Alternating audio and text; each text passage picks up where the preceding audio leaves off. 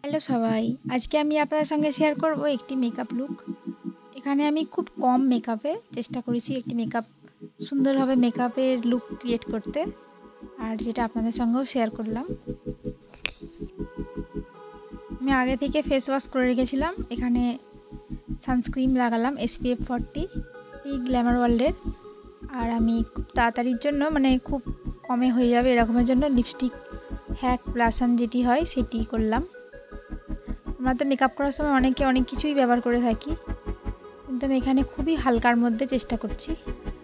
এবার আমি loose powder দিয়ে মেখে নিলাম। এবার কাজল পেন্সিলের সাহায্যে হালকা করে ভ্রুর কর্নারটা একটু ফিল করলাম। আইশ্যাডো প্যালেট থেকে একদম সোনালি রঙের যে আইশ্যাডোটি হয় সেটি নিলাম, নিয়ে চোখের পাতায় খুব ভালোভাবে লাগিয়ে নিলাম। ব্রাশের সাহায্যেও লাগালে ভালো, কিন্তু হাতে করে লাগালে বেশি ভালো লাগে।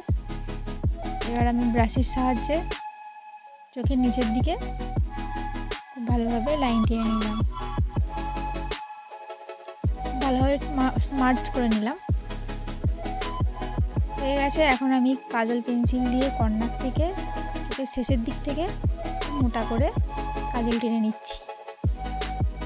কালো আইলাইনার এখানে আমি ইউজ করেছি।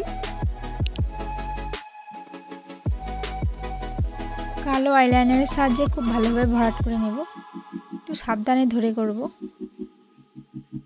আমরা প্রত্যেকেই মেকআপের জন্য কোনো একটি অনুষ্ঠান বলুন, বিয়েবাড়ি বলুন, অনেকে অনেক টাকা খরচ করে থাকি, কিন্তু যদি আমরা খুব কম কম করে এইভাবে প্র্যাকটিস করি, একটু মেকআপের মধ্যে থাকি, তাহলে আমার মনে হয় না যে এত টাকা খরচ করা যাবে। কিন্তু অবশ্য যাদের একদমই দরকার তারা নিজস্ব একটা ব্যাপার, কিন্তু আমার মতে বলে নিজের একটু শিখে রাখলে অনেকই ভালো, খুব কাজে লাগে। আইলাইনার দিয়ে ভরাট করার পর একটু কাজল দিয়ে চোখটা ভরাট করে নিয়েছি। আবারও আইলাইনার দিয়ে কাজলের ধারে বর্ডার টেনে নিচ্ছি, এতে করে কাজল চারিদিকে ছড়িয়ে পড়বে না। হয়ে গেছে। আবারও সোনালি কালার আইশ্যাডো দিয়ে একটু সেট করে নিলাম। হয়ে গেছে। এবার আমি কাজল দিয়ে চোখের উপরে পাতার লাইন দিয়ে একটু কাজল টেনে নিচ্ছি। ব্যাস হয়ে গেছে। এবার আমি মাস্কারা লাগিয়ে নিলাম। এবার আমি মার্সের মাস্কারা ইউজ করেছি, ভালো, কিন্তু ব্রাশটা একটু প্রবলেম হয়, নাহলে মাস্কারার কভারেজ অনেক ভালো।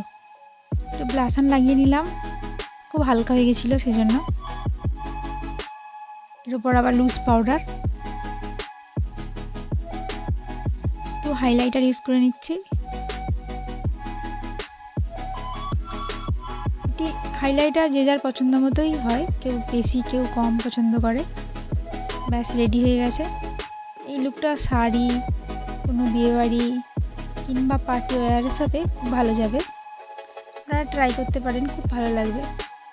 প্রত্যেক দিন কিছু না কিছু একটা শেখা খুবই ভালো জিনিস আমার মনে হয়।